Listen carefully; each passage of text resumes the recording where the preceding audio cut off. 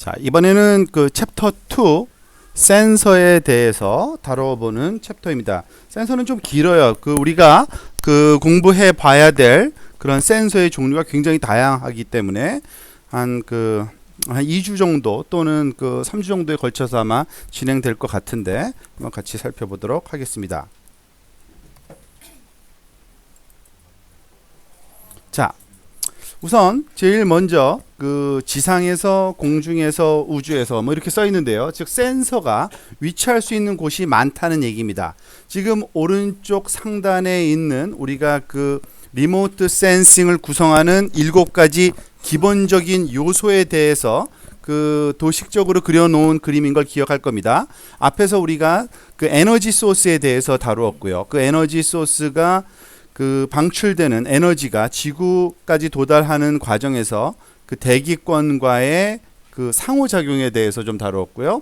그리고 이전 시간에는 대기권을 통과한 에너지가 지구 표면에서의 대상물과의 상호작용에 대한 내용을 다루었습니다.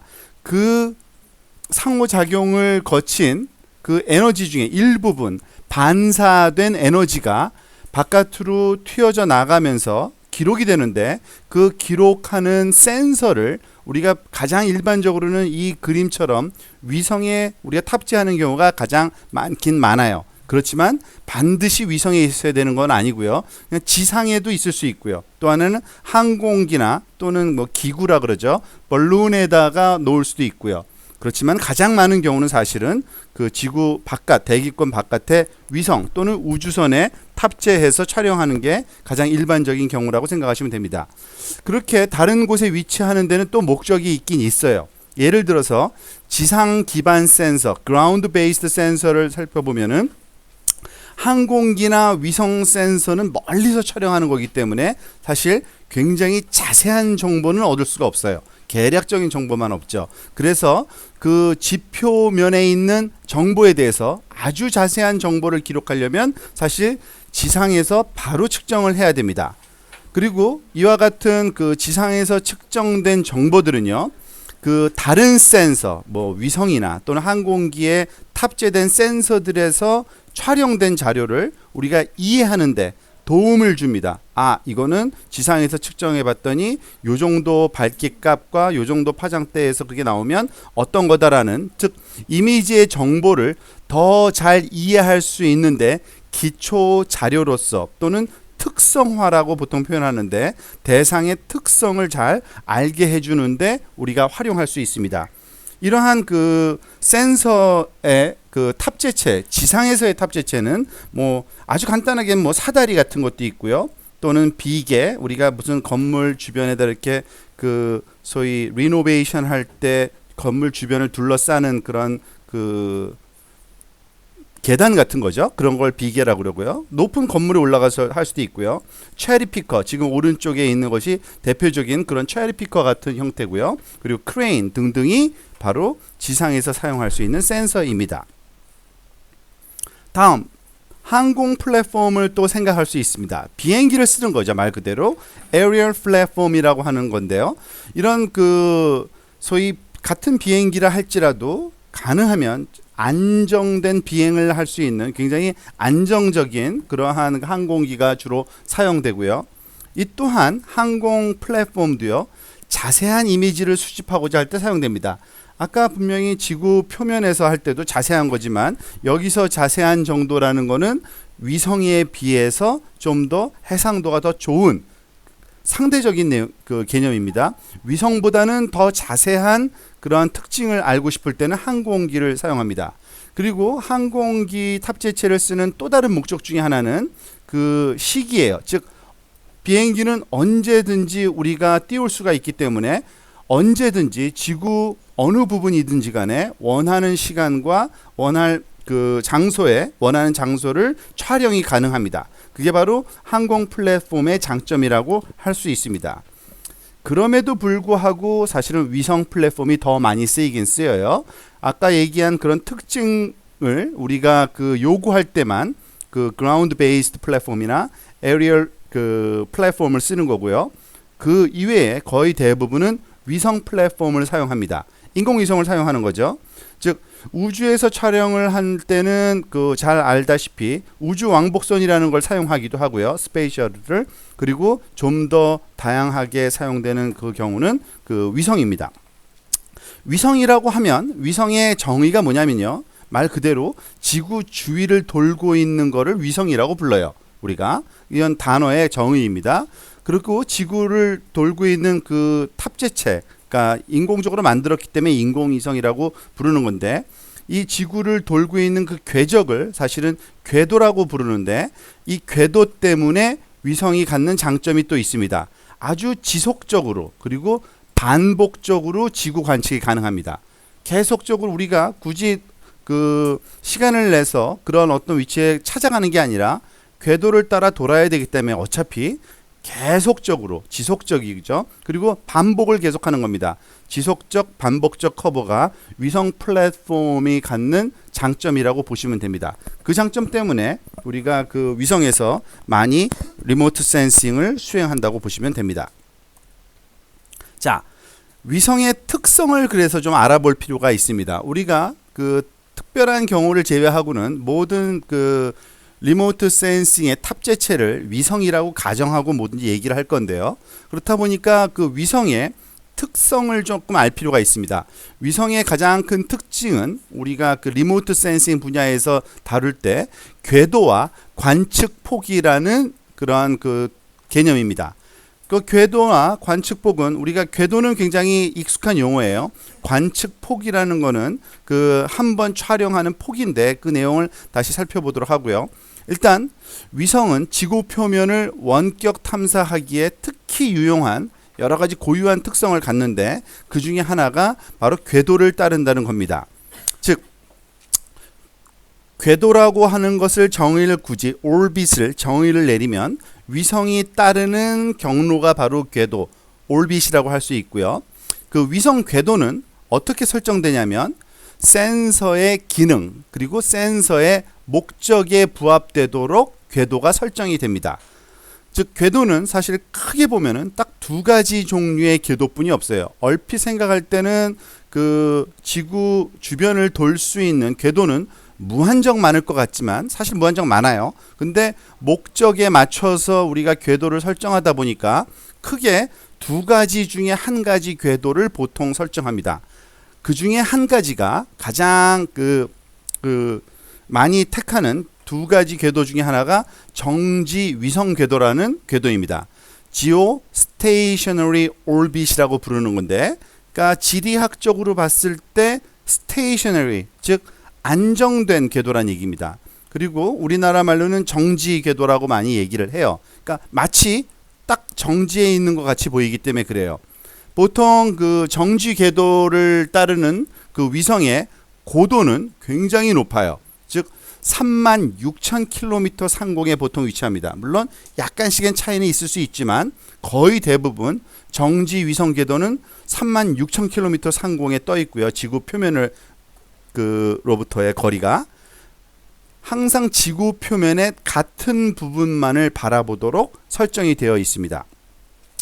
그러기 위해서는 당연히 지구랑 똑같이 따라다녀야 돼요. 그죠? 지구 자체가 가만히 있질 않으니까 지구를 그대로 내려다보려면 지금 오른쪽에 있는 그 도식화된 그림을 보면 지구가 지금 빨간색 요 그 화살표 방향으로 회전을 하겠죠. 즉 서쪽에서 동쪽으로 이렇게 회전을 하는데 그 회전 속도에 맞추어서 따라서 위성도 회전을 해야 됩니다. 그게 바로 정지 위성 궤도예요. 즉 지구 표면에 상대적으로 고정된 것처럼 보이도록 지구 회전과 똑같은 속도로 회전하는 게 정지 위성 궤도입니다. 이 때문에 그 지속적으로 특정 영역의 정보를 관찰하고 수집하는 그런 장점이 있습니다. 이런 그 정지 위성 궤도를 택하는 주된 목적 목적은요. 날씨 위성이나 통신 위성이 항상 정지 위성 궤도를 따라요. 왜냐하면은 날씨 같은 경우에는 예를 들어서 우리나라에서 날씨를 살펴보기 위해 위성을 띄웠는데 어디를 바라보게 만들겠어요? 우리나라를 바라보게 만들겠죠. 당연히 우리나라 날씨를 관심이 있으니까 괜히 다른 나라를 지켜보거나 막 왔다 갔다 할 필요가 없는 거죠. 통신 위성도 마찬가지예요. 우리나라에서 통신하기 위해서 그 위성을 띄웠다 하면은 계속 우리나라를 바라보고 있어야지만 그 통신 위성이 우리나라에서 그 소위 신호를 보내고 받을 때 활용될 수 있는 겁니다. 그래서 날씨 위성과 통신 위성이 보통 이런 geostationary orbit을 따른다고 보시면 됩니다. 그리고 이런 geostationary orbit의 장점 중에 하나는 그 높은 고도 때문에, 그러니까 상대적인 거예요. 그러니까 다른 그 우리가 또 다른 그 궤도를 얘기를 할 텐데 그 궤도에 비해서는 정지 위성 궤도는 굉장히 높은 곳에 위치한 거거든요. 36,000이라고 하면 이 높은 고도는 심지어는 어느 정도 높은 정도의 고도냐 하면 지구의 전체를 다 볼 수가 있어요. 그러니까 지구의 반구조, 한쪽 면뿐이 못 보니까 그 한쪽에 가만히 그 움직이지 않고 있으니까. 그렇지만 어쨌든 지구 전체의 반구의 구름 패턴이나 기상을 모니터링할 수 있을 정도로 높은 곳에 위치하고 있다고 보시면 됩니다. 그게 바로 정지 위성 궤도의 특징이고요. 그 반대되는 또 다른 궤도가 하나 있다 그랬죠. 두 가지 중에 하나예요. 항상 정지 궤도든가 극궤도라는 게 있습니다. 극궤도, 즉 near polar orbit을 우리가 극궤도 또는 좀 더 정확하게 번역을 하기 위해서 극근접 궤도라고도 불러요. 왜냐하면 정확하게 극을 따르진 않고요. 극에서 약간 삐뚤어진 이런 방향을 취하기는 합니다. 근데 어쨌든 극지방을 계속 돌아다녀요. 즉 남쪽에서 북쪽 또는 북쪽에서 남쪽, 노스 사우스 오rbit이라고 보통 얘기를 하는데 북쪽에서 남쪽, 북극에서 남극 방향으로 계속 도는 겁니다. 지금 오른쪽에 있는 이 그림이 바로 그런 그 극궤도를 따르는 위성의 그 모양을 한번 그림으로 그려본 건데, 지구가 이렇게 똑바로 서 있다고 하면은 위성은 이제 수평 방향으로 도는 게 아니라 위성은 그 위에서 아래로 또는 이 반대쪽으로 올라갈 땐 아래에서 위로 올라가는 방향으로 극궤도를 따르게 되겠죠. 그런데 이 극궤도를 그 취하는 이유 중에 하나는요, 남쪽에서 북쪽 또는 북쪽에서 남쪽으로 그 궤도를 따를 때 지구 자체는 가만히 있질 않죠. 지구는 또 자전을 해요. 동쪽에서 서쪽으로. 그렇기 때문에 이런 그 극궤도를 세팅해 놓게 되면 일정 기간이 지나면 이 위성이 바라볼 수 있는 지구 표면은 지구의 구석구석 거의 모든 곳을 다 바라볼 수 있는 그런 상황으로 그 우리한테 그 주어집니다. 그래서 이런 그 북극과 남극을 잇는 라인에 대한 궤도의 상대적인 경사 때문에 이름은 보통 극근접 궤도라고 near polar orbit이라고 부르고요. 이런 극궤도 얘기를 할 때 우리가 또 중요하게 생각하는 것 중에 하나는 태양 동기화라는 개념입니다. Sun synchronous라는 그러한 그 개념을 우리가 사용을 하는데, 항상 극궤도는 보통 태양 동기화를 시켜놔요. 그러니까 태양과 시간을 맞춰 놓는다는 얘기입니다. 이 시간을 어떤 식으로 맞추어 놓냐면 하루의 특정 현지 시간, 그러니까 그 여러분 아시다시피 모든 그 나라마다 시간이 다 다르잖아요. 다른 그 시간대를 사용하잖아요. 그런데 특정 지역의 현지 시간, 보통 로컬 선타임이라고 그러는데, 현지 태양 시간에 세계의 각 지역을 커버하게 해준다. 즉 특정 위도의 그 위성이 지나가는 시간이 항상 똑같게 맞춰주는 겁니다. 즉 오늘 아침 8시쯤에 우리나라 상공을 지났으면 다음에 지날 때도 8시쯤에 지나게, 내일은 뭐 9시에, 모레는 뭐 오후에, 이런 식으로 세팅을 안 해놔요. 같은 시간대를 지나갈 수 있도록 동일한 지역은 그렇게 맞추어 놓는 것이 소위 Sun synchronous라고 얘기를 합니다. 태양하고 동기화 시키는 거죠. 즉 어떤 특정한 지역을 지날 때는 태양이 같은 위치에 있는 것을 바라는 겁니다. 그래야지만, 즉 이 이유는 우리가 대상을 한 번 보고 마는 게 아니라 지구 표면을 계속적으로 관측할 거거든요. 그러다 보니까 수년 동안 계속 관측을 하다 보면은 그 조명 조건이 달라지면 조명 조건이 달라져서 그 영상이 다르게 얻어질 수가 있습니다. 즉 조명 조건이 항상 일정하게 태양 동기화를 시켜 놓음으로써 우리가 이미지를 획득할 때 특정 지역에서 일관성 있는 조명 조건을 보장해 주는 장점, 이게 바로 태양 동기화라는 과정을 통해서 얻어지게 돼요. 즉 이와 같이 되면은 아주 많은 장점들이 있어요. 다른 조명 조건에 비해서 뭐 보정할 필요가 없어지고요. 또한 예를 들어서 인접한 영상들을 서로 모자이크로 해서 우리가 그 한 번에 촬영하는 그 대상 지역의 영역이 아무리 넓어도 수 킬로미터 안으로 들어오는 경우가 많거든요. 그러다 보면 더 넓은 영역의 이미지를 만들려면 인접한 그 이미지를 합쳐줘야 돼요. 모자이크를 만들 때 조명 조건이 비슷하면은 굉장히 그 이미지 모자이크가 쉽고요.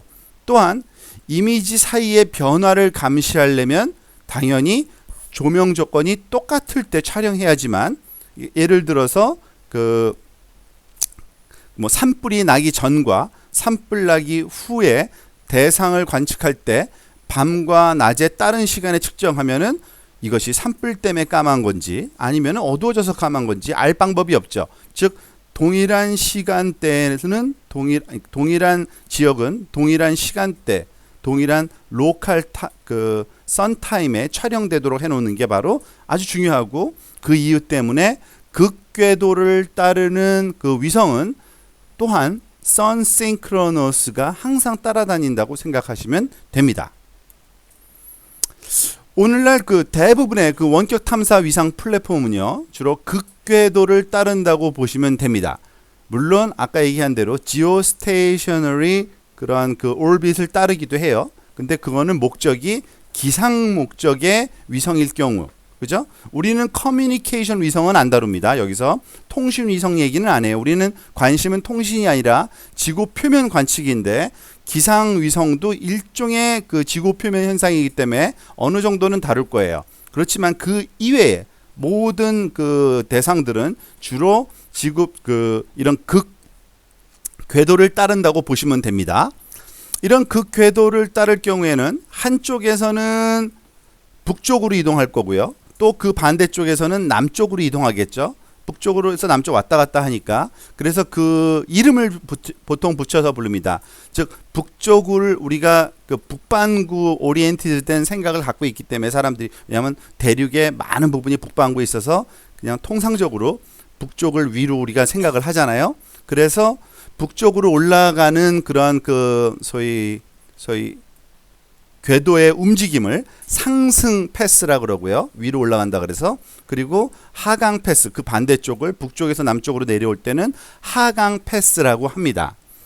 자, 이런 그 하강 패스와 상승 패스 중에 어느 부분을 보통 태양 동기화를 시키냐면요, 하강 패스를 보통 그 태양 동기화를 시킵니다. 아래쪽으로 내려올 때 북쪽에서.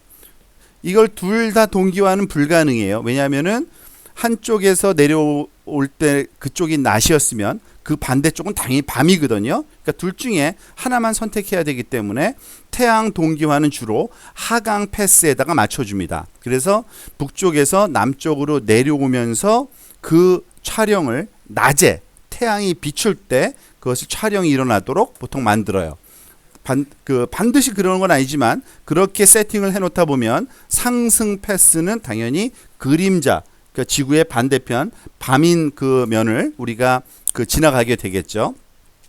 그래서 센서는 태양의 조명을 사용할 수 있는 하강 패스에서 이미지 표면으로부터 반사되는 태양 에너지를 기록한다고 보시면 됩니다. 물론 지난 이전 챕터의 마지막 부분에 우리가 능동 센서라는 얘기도 좀 공부를 했었잖아요. 물론 능동 센서, 마이크로웨이브를 쓰는 그 친구들, 또는 그 열의 방출 같은 거를 측정하는 그 패시브라 할지라도 서멀 이미징을 하는 것들은 당연히 그 하강 패스뿐만 아니라 상승 패스에서도 이미지를 기록할 수는 있습니다. 그렇지만 이것은 조금 흔하지 않은 경우고요. 광학 센서를 사용하는, 그러니까 가시 영역의 광학 센서를 사용하는 그런 패시브 센서 같은 경우에는 주로 하강 패스 때, 디센딩 패스 때, 즉 태양이 비추고 있는 면을 촬영한다고 보시면 맞습니다. 자, 이번에 스와스라는 용어를 한번 볼까요? 스와스라는 용어가 사실 생소한 용어일 거예요. 그렇지만은 앞으로는 많이 우리가 사용하게 될 건데, 그 번역을 하면 관측폭이라고 할 수 있습니다.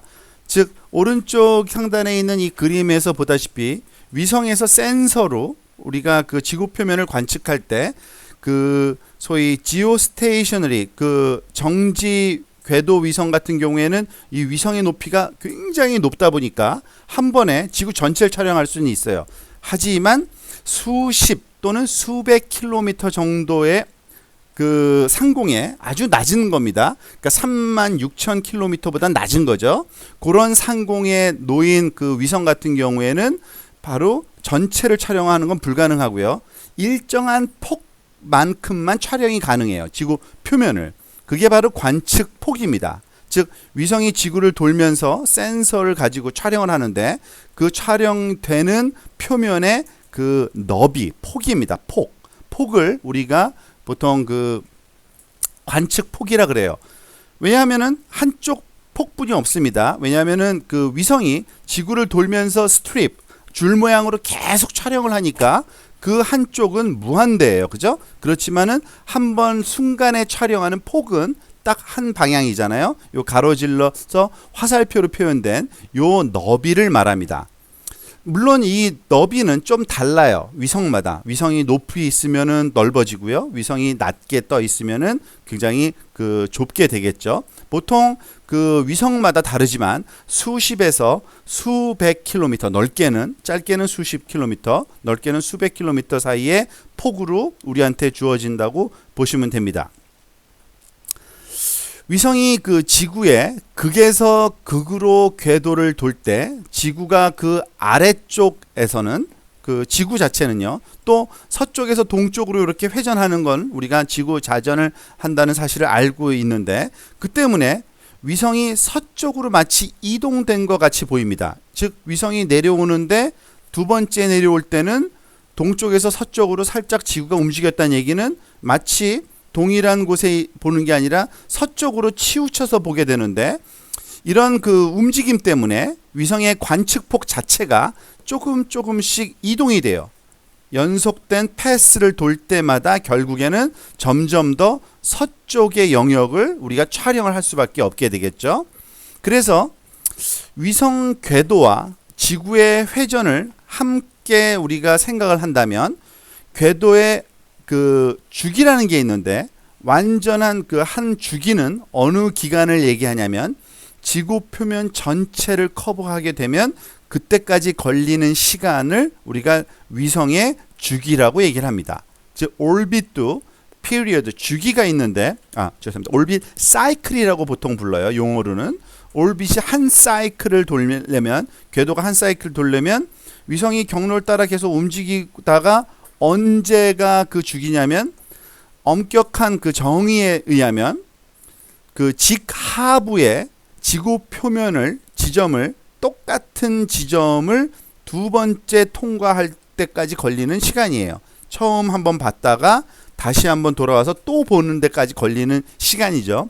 그러니까 직하부라는 그 개념을 우리가 사실은 특별한 용어로 씁니다. 보통 천지점 또는 천저점이라고도 하고요. 영어로는 네이더 포인트라는 용어가 있어요. 네이더 포인트. 이런 네이더 포인트는 그 위성을 그에서 지구 표면을 그 소위 수직으로 내려다 봤을 때 그때 만나는 그 지구 표면의 지점인데 그 지점을 두 번째 만나는 데까지 걸리는 시간을 우리가 궤도의 주기라고 보통 얘기합니다. orbit cycle이라고 얘기해요. 자, 이런 orbit cycle 개념과 또 하나 우리가 헷갈려서는 안 되는 게 하나 있는데 그게 바로 revisit time, 즉 재방문 시간 또는 재방문 기간입니다. 언뜻 봐선 비슷한 것 같지만 재방문 기간은 개념이 또 달라요. 왜 그러냐면 그러니까 궤도 주기랑은 다른 개념입니다. 예를 들어서 그 위성에 탑재된 센서가 조종이 가능할 경우에 스티어러블한 센서일 경우에는 조종이 가능하다는 얘기는 뭐냐면 우리가 센서를 물론 고정을 딱 이렇게 해놓죠. 그렇지만 어떤 경우에는 얘를 비스듬하게 틀어서 볼 수도 있게 컨트롤을 할 수 있게 만들어 놔요. 그러면은 우리가 좀 더 그 다양한 응용을 할 수 있기 때문에 그런데 이런 조종 가능한 센서를 사용하게 되면요. 궤도가 목표를 통과하는 그 직상부를 통과할 때만 측정할 수 있는 게 아니라 통과 전이나 후에 약간 옆에 있을 때 우리가 즉 천 지점이 아닌 곳 오프 네이더 포인트라 그러는데 직상부 또는 직하부가 아닌 옆으로 기울어서 이렇게 센서를 촬영을 할 수 있겠죠. 그럴 때는 동일한 지역을 다시 촬영할 수 있다는 얘기인데 그때를 보통 우리가 재방문 현상이라고 그러고 그때까지 걸리는 시간을 우리가 보통 재방문 기간, 이런 재방문 기간은 피리어드 즉 사이클이죠. 그 올빗 사이클보다는 훨씬 더 짧아요. 항상. 이런 재방문 기간이 또 중요한 이유는 뭐냐면요. 어떤 그 응용 분야에 따라서는요. 굉장히 재방문 기간이 짧아야 되는 경우가 있습니다. 즉 아주 자주 측정을 해야지만 의미가 있는 응용 부분이 있어요. 예를 들어서 우리가 기름 유출이 됐는데 기름 유출이 돼서 그 서해에 한때 우리가 난리 한번 난 적이 있었죠.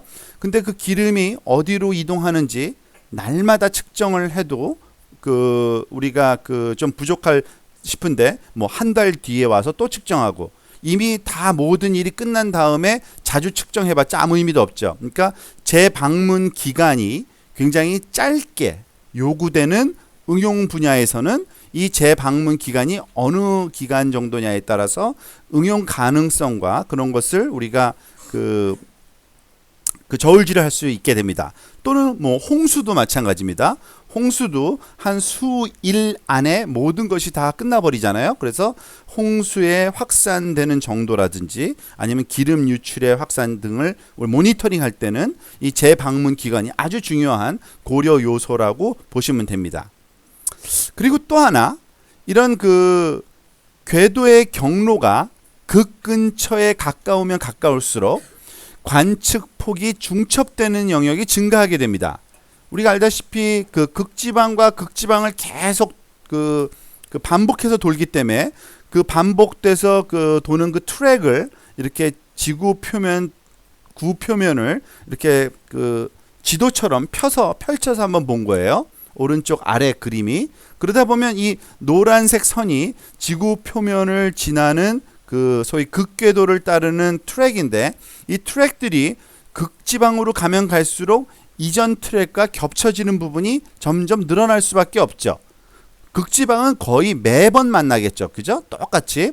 그리고 그 위도가 그러니까 높으면 높을수록 북쪽으로나 남쪽으로나 위도가 그 고위도 지역에 대해서는 이 적도 부분이 가장 영상화가 덜 겹치고요. 고위도 지역으로 가면 갈수록 더 자주, 즉 재방문 기간이 내추럴하게 짧아질 수밖에 없습니다. 그러니까 항상 어떻게 딱 떨어지는 건 아니에요. 그 센서를 조정 가능 여부와 그리고 그 위도에 따라서 재방문 기간이 짧아질 수 있다라는 사실을 우리가 그 기억하고 있으면 이 위성의 활용에 그러한 그 사용을 할 수 있게 됩니다. 자, 여기 Did you know 섹션을 통해서 앞부분에서 설명이 안 된 그렇지만 우리가 알아야 될 내용을 조금 좀 살펴보도록 하겠습니다. 그 우리가 TV 그 일기예보에 보면은 그 뭐 이미지가 위성 영상을 보시겠습니다. 항상 나오죠. 이거는 어디서 얻어져요? 다 정지 위성으로부터 얻어진다고 보시면 됩니다. 즉 지오스테이셔너리 올빗을 따르는 새틀라이트에서 촬영된 영상이라고 보시면 되고요. 그 대부분 그들은 그 대륙 규모의 날씨 또는 구름 모양을 아주 넓은 범위에 걸쳐서 제공하기 때문에 그런 그 정지 그 위성을 사용하고요. 기상학자나 기상 예보관들이 날씨 패턴이 갈 가능성 있는 방향을 결정하기 위해서 이런 이미지들을 사용합니다. 이런 정지궤도 위성은 높은 반복된 커버 능력이 있어요. 가만히 계속 같은 곳을 보니까 반복 촬영이 아주 쉽죠. 아주 자주. 그죠? 그래서 날씨 패턴을 바라볼 수 있는 그런 장점이 아주 뭐 날마다 아주 자주 여러 번 동일한 지역을 촬영할 수 있는 장점을 가지고 있습니다. 그리고 또한 위성에 당연히 궤도가 극궤도든 정지 그 위성 궤도든 궤도가 따라줘야 되는데 그 궤도에 보정이 필요한 경우가 발생을 합니다. 보통 그걸 대기 저항이라고 하는데요. atmospheric drag라고 그러는데 지구 바깥에 대기권 외부 쪽에 가능하면 놓지만 알다시피 그 지구 그 표면 쪽에 가깝게 위치한 위성들, 특히 그 극궤도 위성들은 그 정지 위성보다는 고도가 좀 낮거든요. 그러다 보니까 대기가 희박해도 대기권 안에 어느 정도 들어와 있어요. 그럼 대기권에 있는 기체들이 그것을 저항을 일으켜서 우리가 원하는 궤도에서 약간씩 벗어날 수가 있습니다. 즉 어떤 힘에 의해서 초기 궤도 경로를 벗어나게 돼요. 그러려면 근데 그렇게 되면 계획된 궤도를 다시 유지하려면 어떻게 해야 돼요? 당연히 그 지상의 그 기지국 제어센터에서 그 조금씩 이동시키겠죠. 원래의 궤도를 따르도록. 그러려면은 당연히 에너지가 당연히 소비가 돼요. 그 소위 분사시켜야 되고 그러니까 그 때문에 소위 그 에너지에 그 다 소모하고 나면 그 위성이 더 이상 작동을 못하는 경우가 생깁니다. 그래서 보통 그래서 대부분의 그 위성은 그 무한정 쓸 수 있는 게 아니라 그 보통 수년이에요. 수년. 길어야 십몇 년. 보통 위성들은. 근데 그건 그 기계 작동이 멈추는 경우도 있지만 보통은 그 궤도 이탈이 너무 심하게 일어나서 더 이상 우리가 원하는 곳에 그 위치를 시킬 수 없는 경우 그럴 때 보통 그 위성의 수명이 다했다고 보시면 됩니다. 그런 경우가 흔히 발생을 합니다. 자, 퀴즈를 통해서 우리가 그 탑재체의 위치에 따른 또는 탑재체의 종류에 따른 장단점을 한번 정리를 해보는 그러한 그 문제의 답변을 한번 볼까요? 비행기에 탑재된 것과 위성에 탑재된 걸 한번 비교해 보면 어떤 장점이 있고 위성의 탑재는 그리고 만약에 단점이 있다면 어떤 단점이 있을까 봅시다. 사실 우리가 그 위성에 탑재하는 센서가 더 많다고 얘기를 했잖아요. 그래서 위성 얘기만 자꾸 하는데 사실 장점이 훨씬 많아요. 많긴. 그렇지만은 그 몇 가지에 있어서는 단점도 있는데 장점부터 봅시다. 장점이라는 거는 위성에 탑재했을 때의 장점입니다. 비행기에 비해서. 우선 첫 번째, 그 위성에 탑재한 센서는요, 항공기 센서보다는 지구 표면에 훨씬 넓은, 더 큰 영역을 볼 수 있어요. 더 높이 있으니까 더 넓게 볼 수 있는 장점이 있고요. 또 하나는 그 올빗을 따르죠. 궤도를 따르기 때문에 그 시간에 따른 변화를 모니터링하기에 아주 적절하도록 체계적이고 반복적인 영상 수집에 굉장히 용이합니다. 즉 우리가 그 어떤 대상의 변화를 관측하려면 이래 한번 촬영하고 한참 뒤에 랜덤하게 촬영하는 게 아니라 일정한 시간 간격으로 계속적으로 촬영해야지만 그 대상을 그 변화를 좀 더 체계적으로 관측할 수 있는데 그게 용이한 게 바로 위성입니다. 궤도를 따르기 때문에 그 궤도에 맞추어서 체계적이고 반복적인 영상 수집이 가능하다는 게 장점입니다.